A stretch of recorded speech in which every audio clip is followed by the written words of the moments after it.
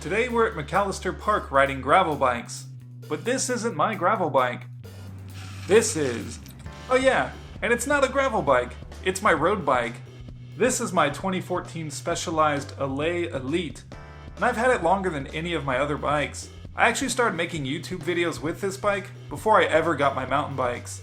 And today we're blurring the lines between road and mountain biking. My friend Brian recently bought this Raleigh Tamland gravel bike and asked if I wanted to try a gravel ride.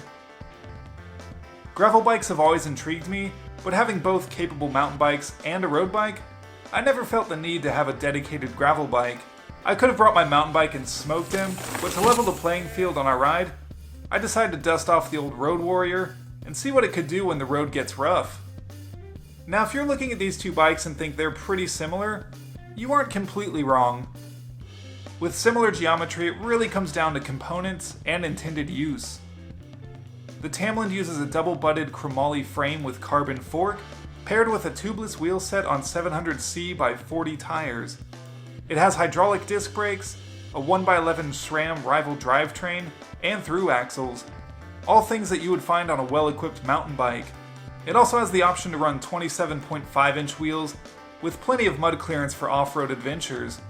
This bike is designed to tackle any road. My bike is an aluminum frame with carbon fork, running on cheap, narrow wheels with 700C by 28 tires.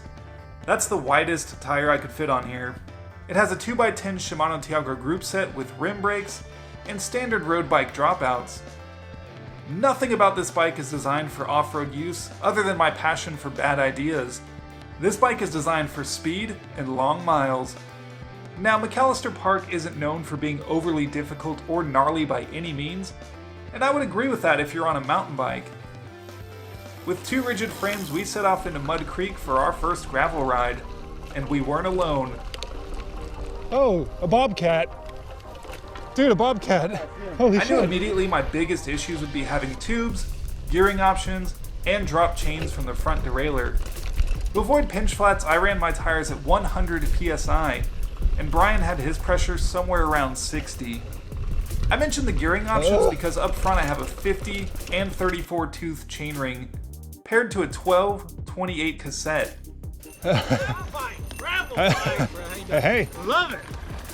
got some gravel fans. The small chainring on this bike is bigger than both my mountain bikes, and the easiest gear on this cassette is almost half the 50 tooth I typically have available. With this in mind, I knew I wouldn't be able to climb Caliche Hill, but could we go down it?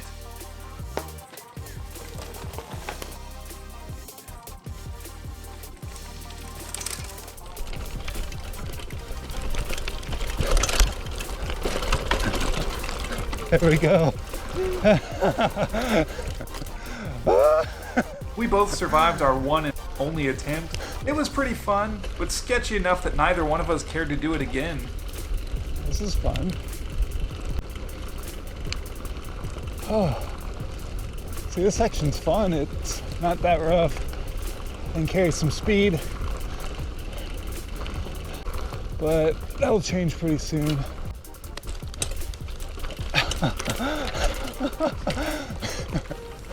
Oh shit.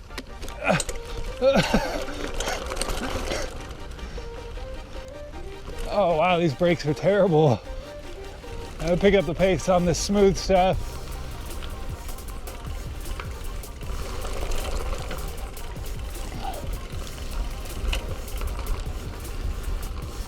Having tackled all of Mud Creek, we headed over to the rock garden on the Blue Loop to try out our bike's technical abilities. I'm in the wrong gear for this. Made it.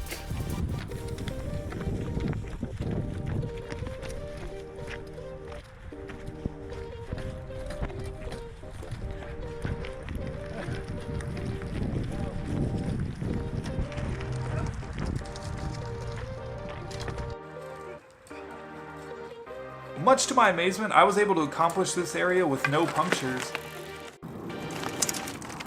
Next, we're going to head over to Dances with Trees, but first let's try a quick climb.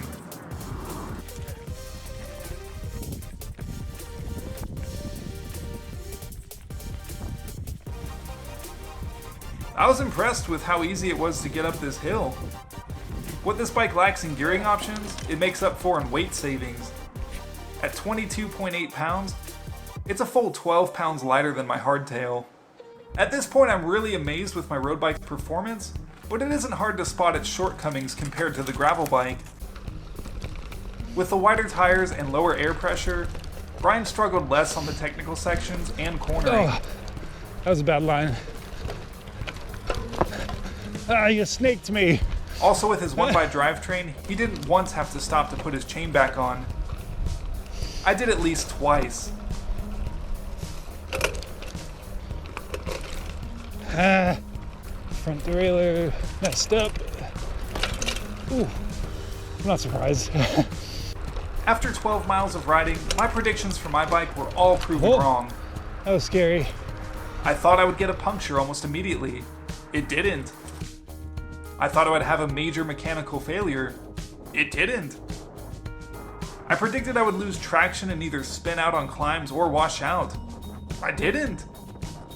Granted, I probably wasn't going fast enough for those things to happen. I thought Brian's bike would absolutely destroy me, but I was able to keep up most of the time.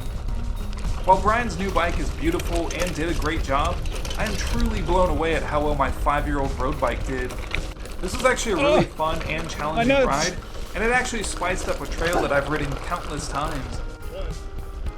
No, I can't recommend mountain biking full-time on a road bike to anyone, but if you are a mountain biker or a road cyclist, a little bit curious about the other discipline, then I would recommend trying out a gravel bike. That was scary. It's definitely more equipped for off-road stuff, and still allows you to get some great road miles in. Now, will you be seeing me on the trails on my road bike more often? Probably not. Do I feel the urge to go out and buy a gravel bike after this? Not really. It doesn't make sense for me to personally have one, because if I'm going to ride anything crazier than McAllister, I'm going to grab my mountain bike. And I think I proved to myself that my road bike is more than capable of handling a light gravel ride. Maybe in the future I'll upgrade this road bike to be more gravel oriented, but for now I'm happy knowing my Allez can gravel grind with the rest of them. Thank you so much for watching, and until next week, stay rowdy within reason.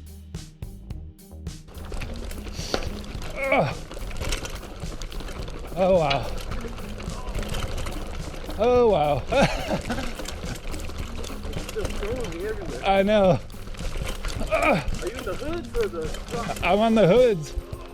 I don't want to be that low, I don't think, for this. Yeah. That's pretty fun. Yeah. I know I'm going like half the speed I would on a mountain bike, but it's still pretty cool.